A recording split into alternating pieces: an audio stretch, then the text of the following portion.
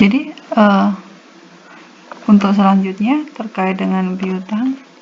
Jadi piutang yang dimiliki oleh perusahaan itu bisa dijual.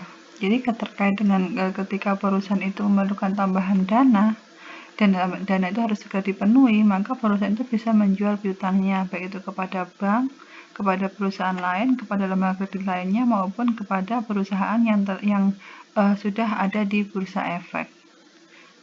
Jadi kemungkinan dan risiko yang muncul kaitan sama transaksi pembayaran piutangnya nanti bukan menjadi tanggung jawab dari perusahaan lagi, tetapi juga kembali ke perusahaan yang telah membeli piutangnya.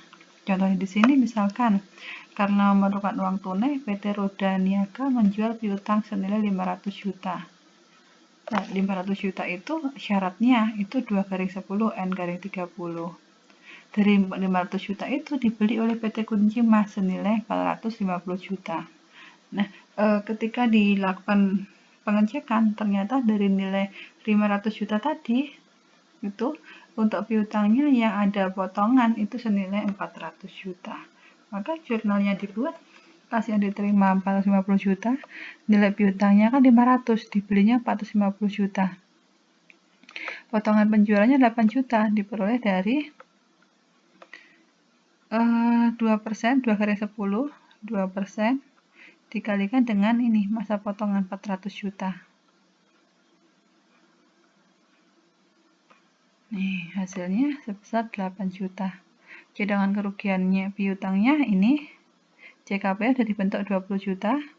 Jadi kerugian anjak piutangnya senilai 2 juta. 2 jutanya dapat dari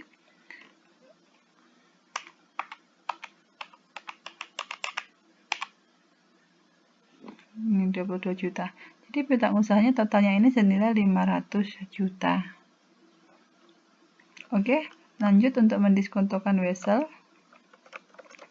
Jadi kebutuhan kas itu yang harus segera dipenuhi, itu dapat dikasih solusi itu dengan meminjam uang ke bank atau lembaga lain dengan jaminan ada pendiskontoan terhadap piutang tadi atau wesel tagihnya. Jika pada surat wesel jatuh tempo dan pihak penerbit wesel tidak melunasi kewajibannya, maka dari pihak yang mendiskontokan wesel itu bertanggung jawab pada pelunasan kewajibannya kepada kreditur. Contoh di sini tadi, untuk PT Kunci Mas itu memiliki wesel tagih nilai nominalnya 400 juta yang tadi. Wesel tagih tertanggal 1 April 2012. Jatuh temponya 1 Juli 2012. Nah, di tanggal 21 April PT Kunci Mas mendiskontokan wesel tersebut dengan tingkat diskonto 15%.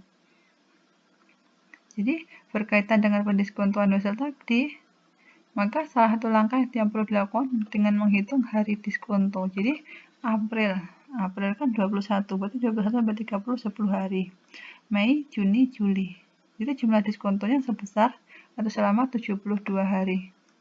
Jika wesel tersebut tidak berbunga, maka jumlah uang yang diterima PT Kunci Mas itu nominal weselnya kan 400 juta. Diskontonya 400 juta dikali dengan jumlah harinya 72, kita anggap 1 tahun sebesar 360 hari. Dikali besarnya tingkat diskonto 15% sekian. Jadi uang yang diterima oleh PT Kunci Mas ketika mendiskontokan weselnya tadi 15% tadi senilai 388 juta. Jurnalnya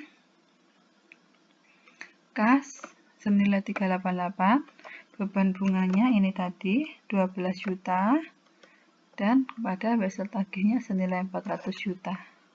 Jika wesel tersebut berbunga 24%, maka jumlah uang yang diterima oleh PT Kunci Mas ini tingkat bunganya ini 12%. Jadi jurnalnya kayak gini. Oke, materi kita untuk piutang sudah selesai. Mungkin ada yang mau ditanyakan.